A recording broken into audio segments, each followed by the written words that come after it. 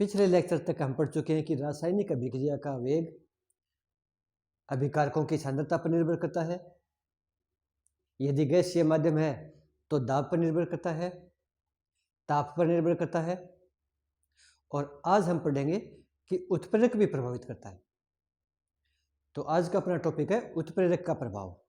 रासायनिक जो अभिक्रिया का वेग है उसके ऊपर उत्प्रेरक का प्रभाव।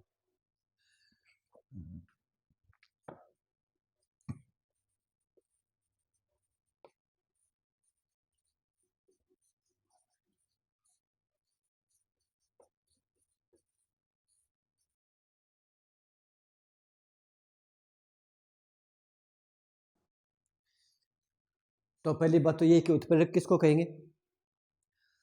तो उत्प्रेरक एक पदार्थ होता है जो रासायनिक अभिक्रिया के वेग को बढ़ाता है, बढ़ाएगा।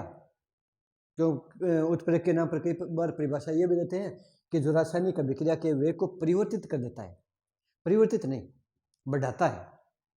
और कुछ ऐसे पदार्थ होते हैं जो रासायनिक अभिक्रिया के वेग को घटा भी देते हैं, उनको फिर निरोधक कहते हैं, इनहिबिटर्स। तो उत्प्रेरक वो होगा जो रासायनिक अभिक्रिया के वेग को तो बढ़ाएगा, लेकिन खुद की जो रासायनिक संगठन है, उसकी मात्रा है, उस पर कोई प्रभाव नहीं पड़ेगा। जितना हमने काम में लिया है शुरुआत में, अभिक्रिया के बाद में उतना का उतना वापस मिल जाता है। तो उसकी मात्रा पर कोई प्रभाव नहीं पड़ता, उसके संगठन पर कोई प्रभाव नहीं पड़ता, कंपोजिशन पर, वो वैसा का वैसा रहता है। तो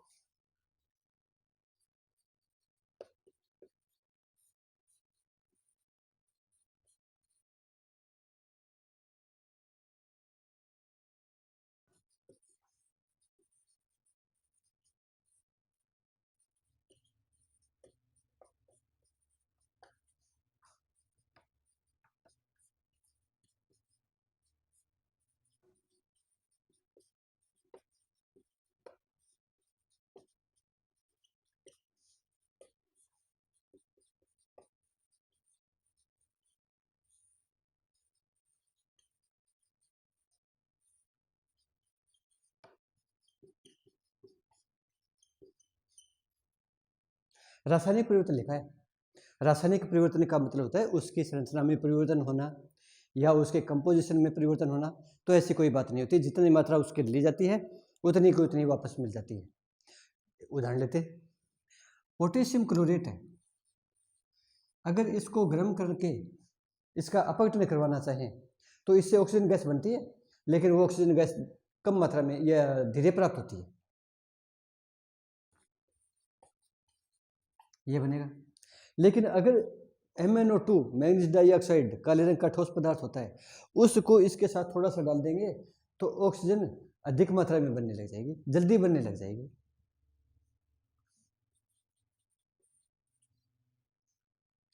तो अब ऑक्सीजन जल्दी में बनेगी, नहीं तो धीरे धीरे बनती है, और ये डाल दें तो अभिक्रिया तेज हो जाती है, जल्दी बनती है। तो MnO2 यहाँ पर उत्प्रेरक का कार्य करता है।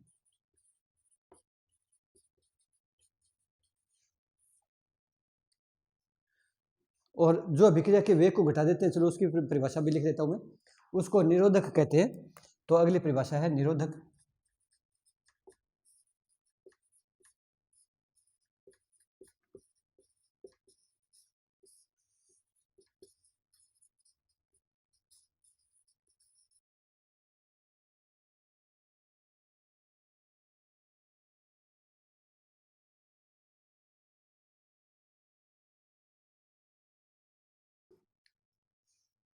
तो जो अभिक्रिया के वेग को बढ़ा देते हैं वो उत्प्रेरक है, और जो घटा देते हैं वो निरोधक। ये तो चलो यहाँ तक ठीक है। अब यह कि उत्प्रेरक में ऐसी क्या विशेषता होती है कि वो रासायनिक अभिक्रिया के वेग को बढ़ा देता है। इसके 2-3 सिद्धांत होते हैं, उनमें से अपने कोर्स में केवल एक है मध्यवर्ती संकुल सिद्धांत। तो अब उत्प्रेरक की क्रियाविधि को समझने का तरीका है वो मध्यवर्ती संकुल सिद्धांत के द्वारा है। तो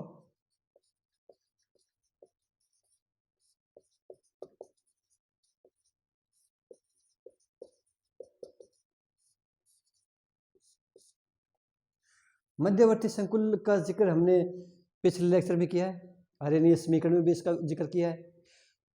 तो मध्यवर्ती संकुल कब बनता है? तो जब अभिकारक क्रिया करके उत्पाद बनाते हैं तो सभी के सभी अणु वो क्रिया नहीं करते। जिन अणुओं के पास पर्याप्त ऊर्जा होती है केवल वो पदार्थ वो अणु ही अभिक्रिया करके उत्पाद में परिवर्तित होते हैं, लेकिन उससे पहले वो एक बीच में अस्थायी मध्यवर्ती बनाते हैं।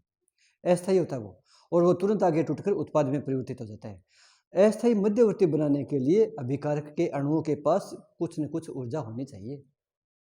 अगर उतनी ऊर्जा नहीं है तो अभिक्रियक के रूप में रहते हैं। चलो मैं इसका ग्राफ बनाते तो पिछले लेक्चर में भी ये था, अभी बना देते हैं।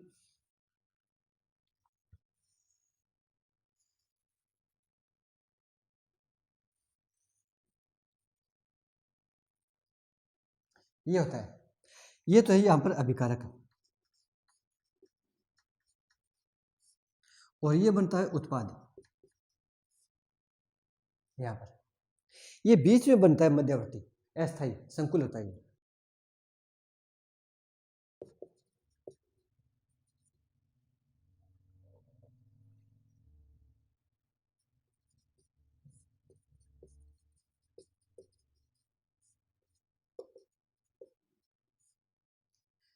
अभी मैं बिना उत्प्रेरक की बात कर रहा हूं, केवल अभिकारक है। और इसमें इन अभिकारकों के अणुओं के पास जिनके पास ये अलग अलग मात्रा में ऊर्जा है, तो जिन अणुओं के पास इतनी ऊर्जा है वो उत्पाद नहीं बना पाएंगे, वो तो अभिक्रिया के रूप में ही रहेंगे। लेकिन जिनके पास इतनी ऊर्जा आ जाती है वो एक बार तो अस्थायी मध्यवर्ती बनाएंगे और फिर वो टूटकर उत्पाद में परिवर्तित हो जाते हैं। तो यहाँ पर ये जो इतनी ऊर्जा की आवश्यकता होती है, ये ऊर्जा, ये सक्रियण ऊर्जा कहलाती है। यहाँ पर एक नाम हो रहता है देहली ऊर्जा। यहाँ पर जैसे मान लिया ये अणु है, तो इस अणु की इतनी ऊर्जा तो खुद के पास है और चाहिए इतनी, तो इतनी की और आवश्यकता पड़ेगी। तो ये खुद की ये तो देहली ऊर्जा है और इसकी और आवश्यकता पड़ेगी ये सक्रियण ऊर्जा, यानी कुल मिलाकर इतनी है। यहाँ पर अपने देहली ऊर्जा और सक्रियण ऊर्जा में इतनी ज़्यादा डिटेल में नहीं जाएंगे, केवल टच मात्र है। तो सक्रियण ऊर्जा पर सारी बात ध्यान करें। तो इसको एक बार सक्रियण ऊर्जा माने यहाँ पर कि अभिकारकों के अणुओं के पास कम से कम इतनी ऊर्जा होनी जरूरी है, तभी वो उत्पाद बनाएंगे। अगर इतनी ऊर्जा नहीं है, इससे ये मामूली सी ऊर्जा इतनी कम है, ये अणु है जिसके पास इतनी ऊर्जा है, वो उत्पाद नहीं बनाएगा, वो इधर ही रहेगा। तो ये कहलाती है सक्रियण ऊर्जा। और ये सक्रियण ऊर्जा कब है? जब उत्प्रेरक काम में नहीं लिया है। तो ये है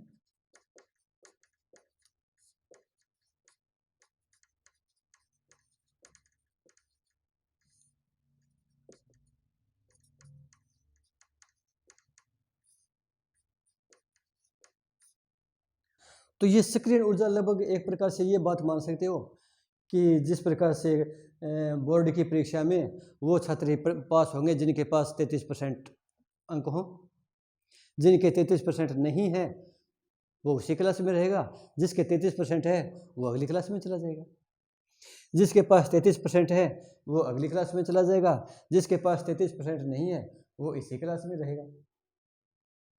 तो ये 33% क्या हुआ? तो 33% है किसी भी परीक्षा में पास होने के लिए न्यूनतम आवश्यक अंक। तो यहाँ पर ये न्यूनतम आवश्यक ऊर्जा है, इन अणुओं के पास इतनी न्यूनतम आवश्यक इतनी ऊर्जा होनी चाहिए कि वो उत्पाद में परिवर्तित हो जाए, तो वो सक्रियण ऊर्जा होती है। ये तो इसमें हो गया। अब उत्प्रेरक डाल दिया इसमें, ये मान लिया ये अभिक्रिया वो पोटेशियम क्लोराइड वाली मान सकते हैं या कोई और हो। अब यदि इस रासायनिक अभिक्रिया में कोई उत्प्रेरक डाल दें तो क्या होगा? उत्प्रेरक डाल दें तो यहाँ पर मुख्य रूप से ये बात होती है कि उत्प्रेरक के कारण सक्रियण ऊर्जा की मात्रा में कमी आ जाती है और वो एक छोटा पथ है उस पर यह अभिक्रिया पूरी हो जाती है। यानी जो बिना उत्प्रेरक के अभिक्रिया हो रही है उसका पथ छोटा हो जाता है। इसको हम ग्राफ से भी व्यक्त कर सकते हैं, जैसे ये हो जाएगा,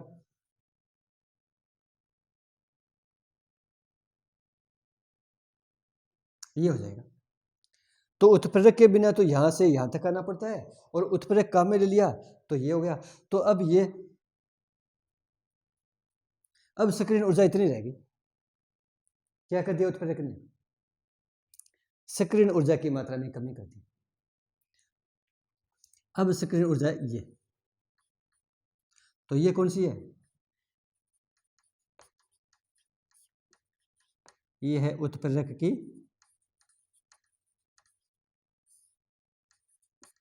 उपस्थिति में सक्रियण ऊर्जा। तो उत्प्रेरक क्या कर देता है? उत्प्रेरक एक तो ये सक्रियण ऊर्जा में कमी कर देता है, साथ में और क्या करेगा?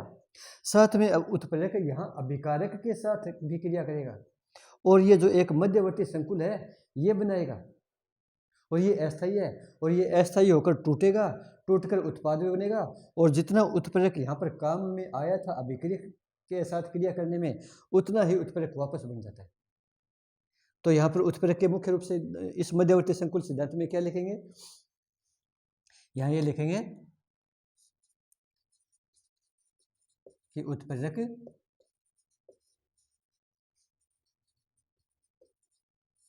अभिक्रियक के साथ मिलकर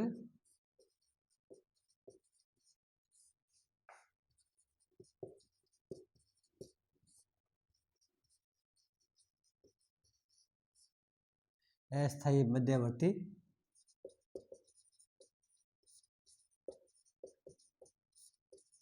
संकुल बनाता है जो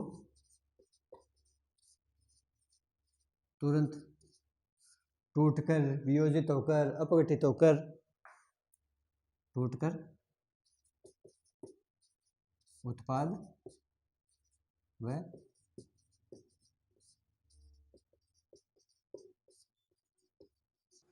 और क्या काम करता है?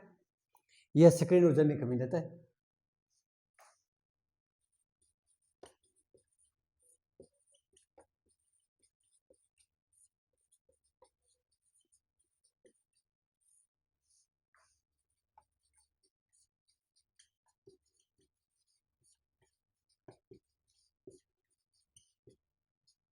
तो इससे क्या हो जाएगा? सक्रियण ऊर्जा में कमी होने से, सक्रियण ऊर्जा में कमी आने से ये हो गया कि जब उत्प्रेरक काम में नहीं लिया था तब ये सारे के सारे अणु अभिकारक के रूप में ही थे। जब उत्प्रेरक काम में नहीं लिया था तो ये सारे इस रूप में थे। क्यों?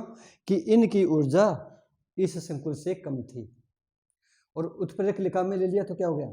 तो उसने इसको ऊर्जा को घटा दिया, इस ऊर्जा को घटा दिया तो अब इनकी ऊर्जा इससे सभी की ज़्यादा है, सभी की ज़्यादा। तो ये सारे अणु एक साथ उत्पाद बना देंगे और एक साथ उत्पाद बनाएंगे तो अभिक्रिया का वेग बढ़ जाएगा। पहले एक एक करके बना रहे थे। दूसरी बात कि ये जो अब नज़दीक के अणु हैं इनको भी अब इतनी ऊर्जा प्राप्त करने में ज़्यादा टाइम नहीं लगेगा। पहले इनको यहाँ से यहाँ तक पहुँचने में ज़्यादा टाइम लगता था तो इस कारण अभिक्रिया का वेग कम था। अब ये तो एक साथ उत्पाद बनेंगे ही और इनको भी यहाँ तक पहुँचने में ज़्यादा टाइम नहीं लगेगा, इस कारण अभिक्रिया का वेग उत्प्रेरक के कारण बढ़ जाता है। तो ये उत्प्रेरक सक्रियण में कमी आती है। मुख्य रूप से ये दो कारक होते हैं। तो सक्रियण ऊर्जा पर निर्भर करता है। अब सक्रियण ऊर्जा और कम हो तो अभिक्रिया का वेग और बढ़ेगा, और कम हो तो और बढ़ेगा। तो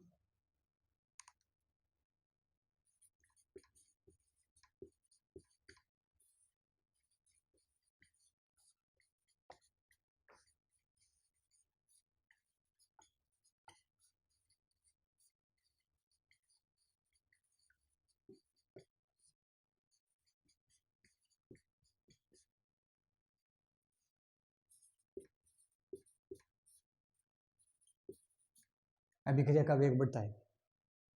ये तो हो गया इसमें।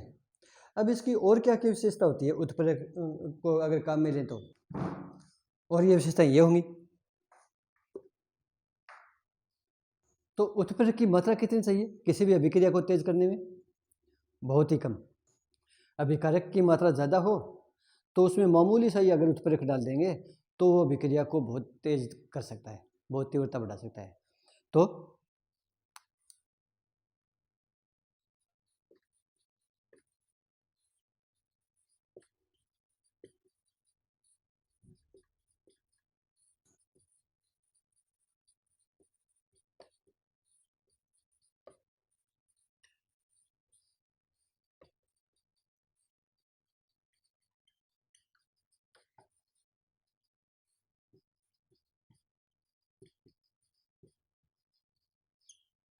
उत्प्रेरक की ज़्यादा की आवश्यकता नहीं होती, थोड़ी सी मात्रा ही है, वो बहुत ज़्यादा अभिक्रिया का वेग को बढ़ा देती है। और क्या करेगी? कोई भी रासायनिक अभिक्रिया अपने आप होती है उसको स्वतः परिवर्तित कहते हैं। और उस अभिक्रिया के लिए डेल्टा जी का मान, गिब्स ऊर्जा का मान परिवर्तन होता है, वो ऋणात्मक होता है। तो ये जो अभिक्रिया उत्प्रेरक है वो डेल्टा जी में कोई परिवर्तन नहीं करता है।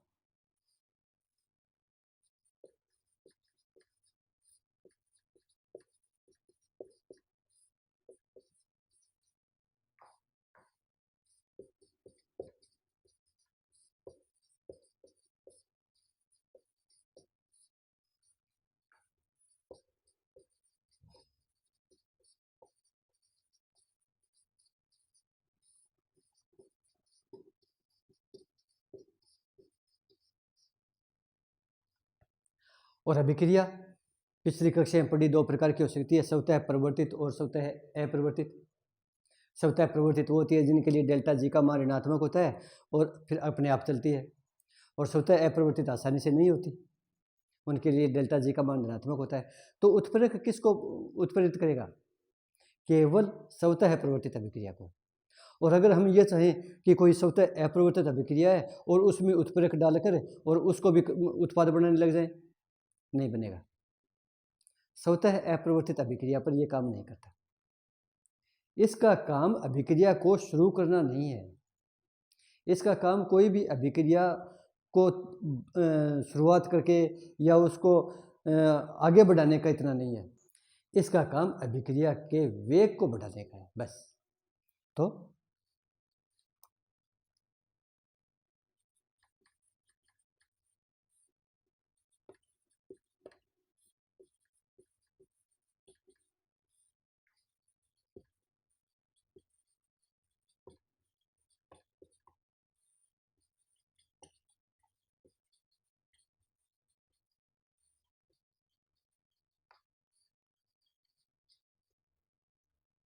ये होगा। और अगर स्वतः अपरिवर्तित अभिक्रिया है तो उसको प्रारंभ नहीं करेगा ये, न उसको उत्प्रेरित करेगा।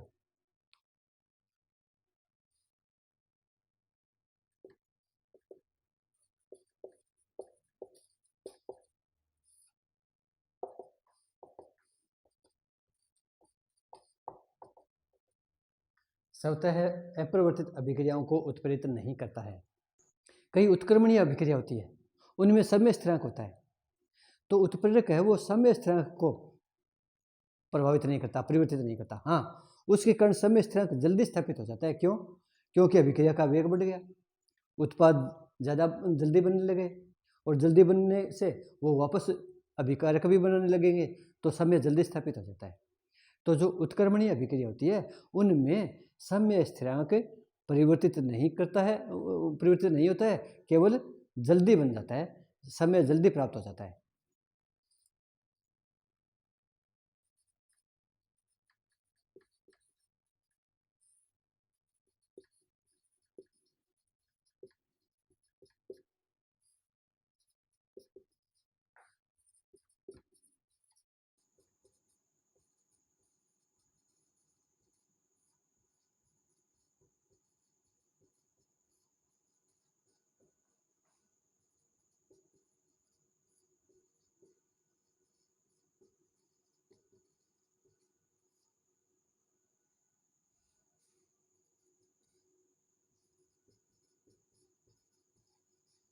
समय जल्दी स्थापित।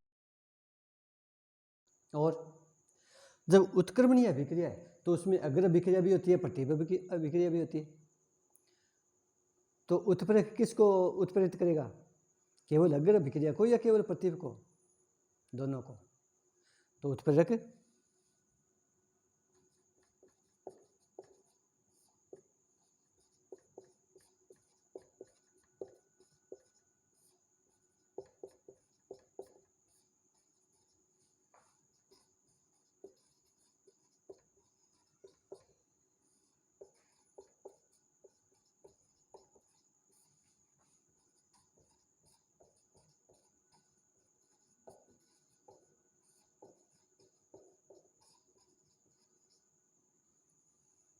समान रूप से उत्प्रेरित करेगा। समय अवस्था अपरिवर्तित रहती है, तो जो एक ही बात है, समय को प्रभावित नहीं करता, समय जल्दी स्थापित हो जाता है। तो ये सारे हो गए उत्प्रेरक के बारे में। तो अपना जो रासायनिक अभिक्रिया के वेग को प्रभावित करने वाले हैं उनको सभी को हमने बारी बारी से पढ़ लिया। सांद्रता और दाब एक साथ पढ़ लिया था, ताप भी पढ़ लिया और उत्प्रेरक भी पढ़ लिया। एक दो कारक और होते हैं वो अपने कोर्स में नहीं होते, जैसे जो कोई ठोस पदार्थ है तो उसका पृष्ठीय क्षेत्रफल भी प्रभावित करता है। खैर उसको अपने कोर्स में नहीं है, तो एक बार इतना ही। तो अब अगला पॉइंट है कि कोई रासायनिक अभिक्रिया होती है तो कैसे होती है, उसको किस तरीके से समझा सकते हैं। तो उसका होता है एक संगत सिद्धांत, कोलिजन थ्योरी या टकराव का सिद्धांत।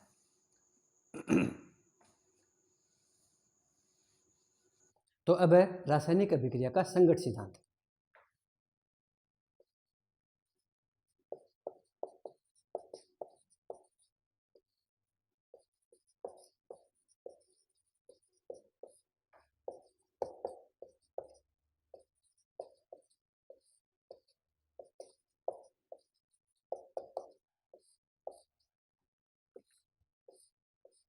और संगत कहते हैं कोलिजन को।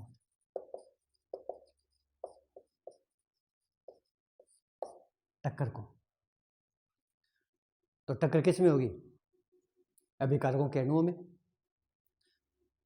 तो ये जो नियम है वो दिया था ट्राउट्स और लुईस ने, और उन्होंने जो अभिकारक है उनके अणुओं को कठोर गोले के रूप में माना गया था, और ये माना कि जो भी अभिकारक है अभिक्रिया करते हैं तो वो आपस में गोले के रूप में और टकराते हैं, और तब जाकर वो अभिक्रिया होती है उनके गोलों की टक्कर के कारण।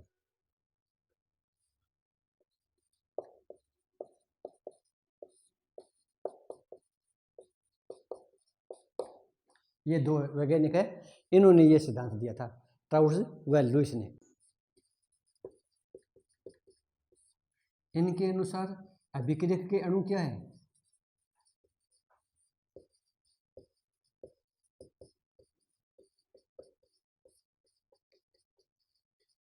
कठोर गोले हैं, और उनमें आपस में संगत होती रहती है या टक्कर होती रहती है।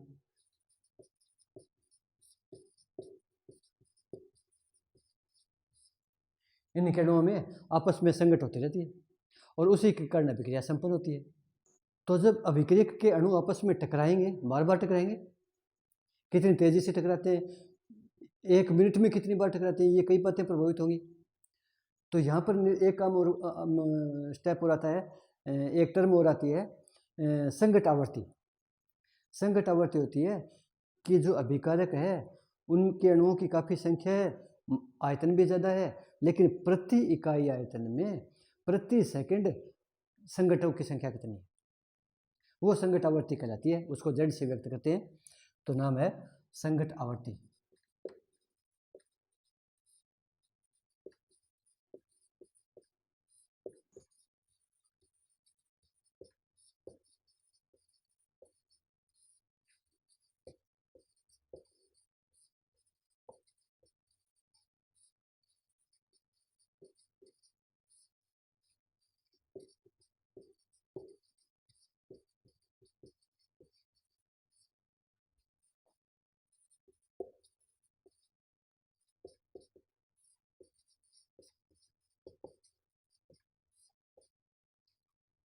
प्रति इकाई आयतन में प्रति सेकंड संगठों की संख्या कितनी है, और जितनी ज़्यादा संगठ होगी उतने जल्दी उत्पाद बनेगा।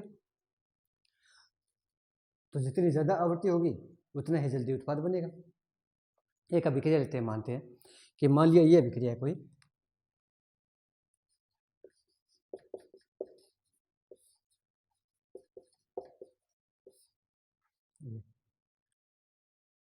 तो इस अभिक्रिया से उत्पाद बनेगा।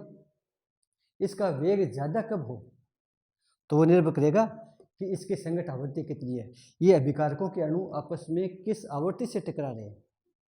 तो यहाँ पर एक वेग का सूत्र लिखेंगे, वो वेग का सूत्र अपने सिलेबस में नहीं है, उसका डेरिवेशन वो आगे की कक्षाओं में आएगा, लेकिन यहाँ पर अब केवल वो सूत्र ध्यान में रखना है।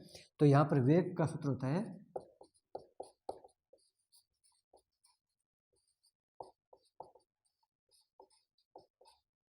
ये, आरएनए समीकरण से मिलता जुलता है कुछ। ZAB क्या चीज़ है? Z यानी संगत आवृत्ति है, किसकी? ए बी अभिकारकों के। तो यहाँ पर जेड ए बी है, यह तो है अभिकारक जो ए व बी है उनके संघट की आवर्ती।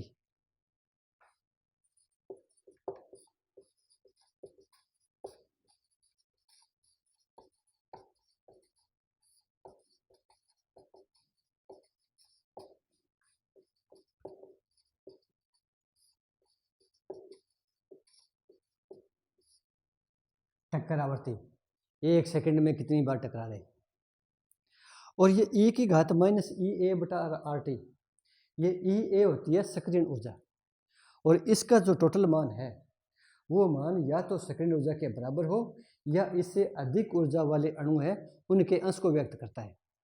तो ई की घात माइनस ई ए अपॉन आर टी, ये एक अणुओं के अंश को व्यक्त करता है, किसको? जिनकी ऊर्जा या तो सक्रियण ऊर्जा के बराबर हो या उससे अधिक ऊर्जा हो।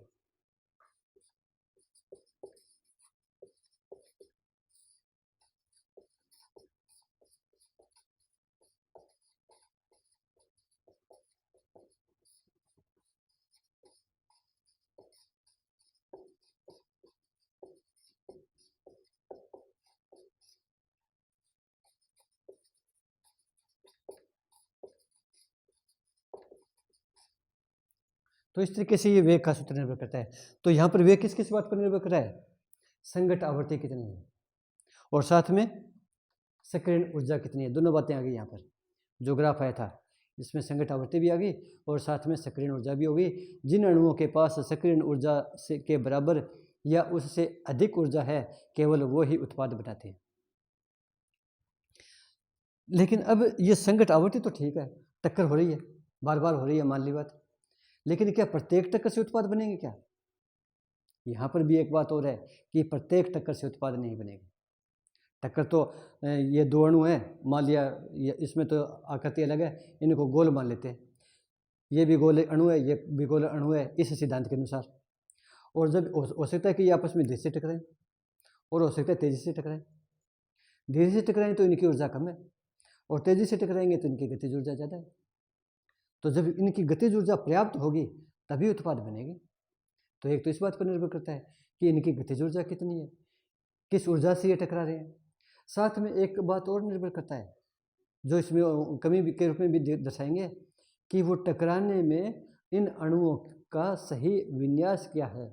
गोल है तो उनमें तो चलो कोई बात नहीं, किसी भी तरफ से टकराओ, लेकिन फिर भी अभिविन्यास है वो प्रभावित करता है। तो यहाँ पर उत्पाद जब भी बनेगा जब अभिक्रियकों के बीच में संघट हो, नहीं जब अभिक्रियकों के बीच में प्रभावी संघट हो। संघट और प्रभावी संघट में अंतर आ गया। तो प्रभावी संघट किसको कहेंगे?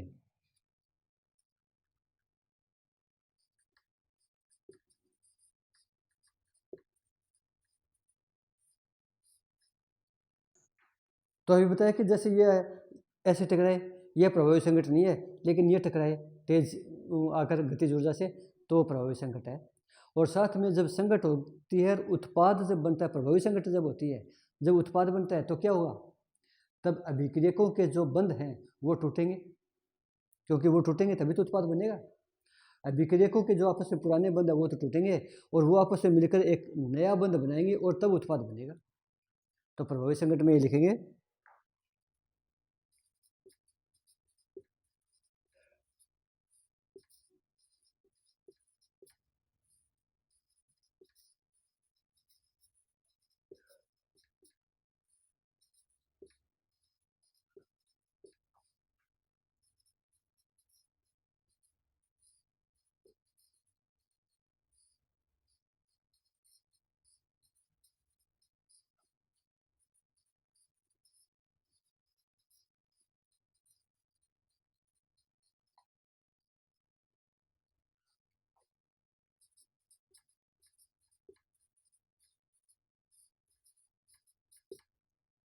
ये होगा पर्याप्त तो गतिज ऊर्जा होना चाहिए और अभिविन्यास उनका सही होना चाहिए,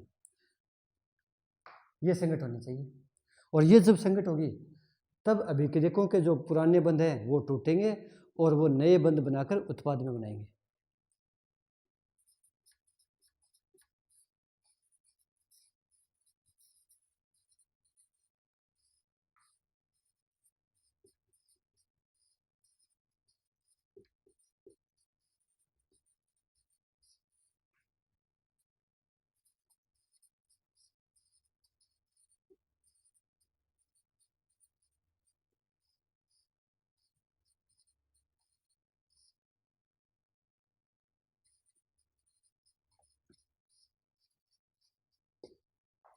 ये होगा, इसको प्रभावी संगत कहेंगे। साथ में यहाँ पर एक इंपॉर्टेंट बात ये है, अभिविन्यास सही होना चाहिए। इसका एक उदाहरण देकर समझाता हूँ मैं, अभिविन्यास का क्या प्रभाव पड़ता है। जैसे तो प्रभावी संगत में अभिविन्यास का क्या प्रभाव पड़ता है, उदाहरण लेते हैं। एक होता है मेथिल ब्रोमाइड या ब्रोमोमेथेन, उसके जलीय केओच के साथ क्रिया कराते हैं तो मेथिल एल्कोहल या मेथेनॉल बनता है। अभिक्रिया इसकी ये होती है,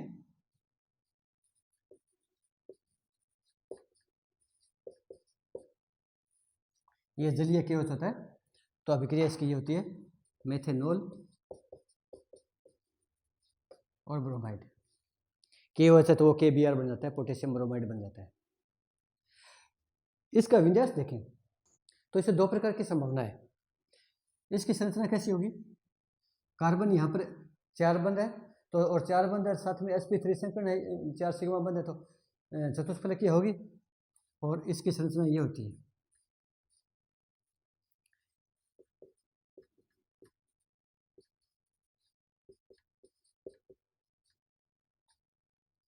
ये। अब ये OH माइनस, अब इससे अभिक्रिया करेगा, टकराएगा, संगठ करेगा। चलो इस संगठ पर आते हैं। संगठ करेगा तो संगठ कैसी होनी चाहिए, प्रभावी होनी चाहिए, साथ में विन्यास सही होना चाहिए।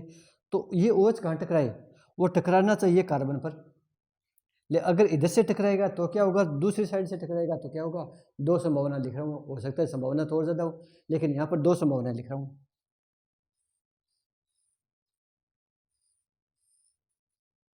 ये 2 संभावनाएं कि या तो ये OH इधर से टकराने की कोशिश करे,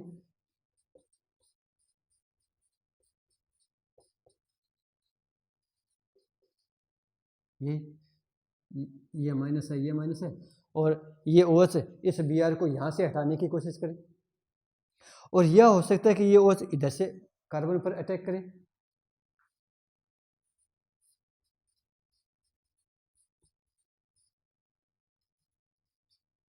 ये अब OH इधर से अटैक करे इसके ऊपर,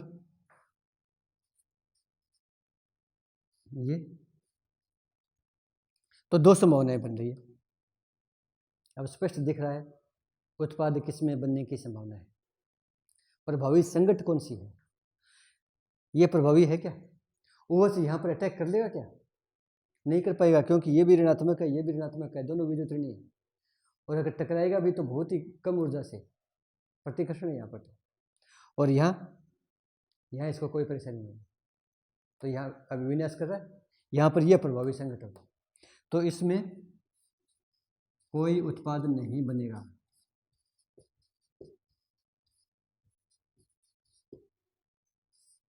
और इसमें उत्पाद बन जाएगा, कार्बन के ऊपर 4 ही बंद रह सकते हैं। अब ये जुड़ेगा तो ये हटना पड़ेगा इसको। अब ये हो गया,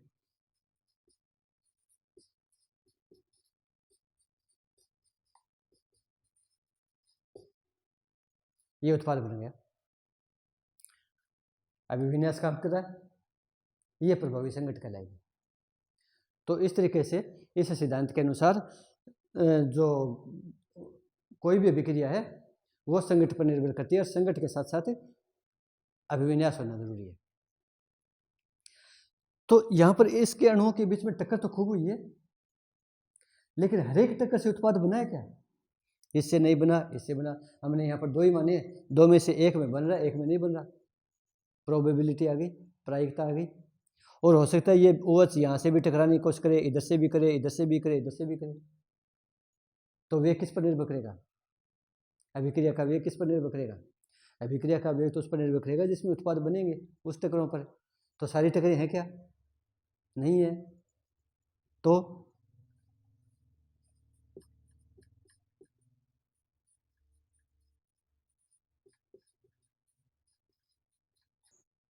अपने पास वेग का सूत्र ये था। अब ये सूत्र सही है क्या, ये वेग का सूत्र तब सही है ZAB का मतलब है संगठ आवर्ती, कब, अभिक्रियकों के अणुओं के बीच में। इसके अनुसार जितनी ज़्यादा टक्करें होंगी वेग उतना ही ज़्यादा हो जाएगा। लेकिन ये तो नहीं कह रहा, ये तो कह रहा है कि प्रभावी संगठ होनी चाहिए, सारी नहीं है। तो यहाँ पर संगठों की कितनी, प्रायिकता काम आ रही है। तो यहाँ पर कितने संगत काम आएंगे, पी के अनुसार लिखेंगे, वहाँ पर इनकी प्रोबेबिलिटी आएगी पी। ये यहाँ पर एक नया शब्द जोड़ेंगे, अब वेग का सही मान आ जाएगा हमारे पास।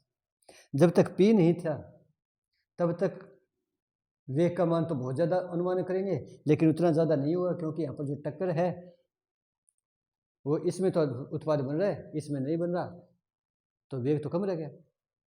और यहाँ पर पी है, प्रायिकता हो गया, तो ये इसको नहीं मानेगा, इसको मानेगा, अब सही आ गया। तो यहाँ पर क्या है, पी क्या है, यहाँ पर पी है प्रायिकता, इसको प्रायिकता कहेंगे या त्रिविम कारक कहेंगे।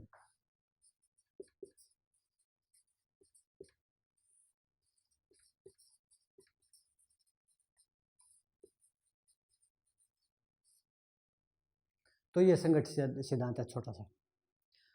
तो मुख्य रूप से यही बात होनी चाहिए कि संगत में वही प्रभावी होगी जब उसके एक तो साथ में गतिज ऊर्जा ज़्यादा हो, साथ में सही विन्यास हो, तभी उत्पाद बनेगा।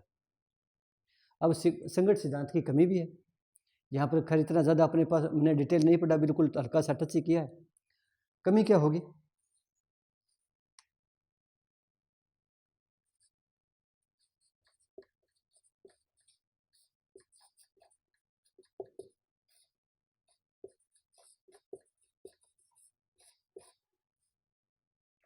कमी क्या होगी, कमी तो यही होगी कि इस सिद्धांत के अनुसार ये टक्कर होती है, इनको कठोर गोलों के रूप में माना गया था विकिरक के अणुओं को, लेकिन यहाँ पर कैसे समझा रहे हैं, ये तो कठोर गोले के रूप में तो नहीं समझा रहे, इनको तो विन्यास के द्वारा समझा जा रहे हैं। तो ये कमी थी कि इस सिद्धांत ने अभिक्रियक के अणुओं को कठोर गोलों के रूप में माना गया है, उनकी संरचना या उनके विन्यास पर ध्यान नहीं दिया गया।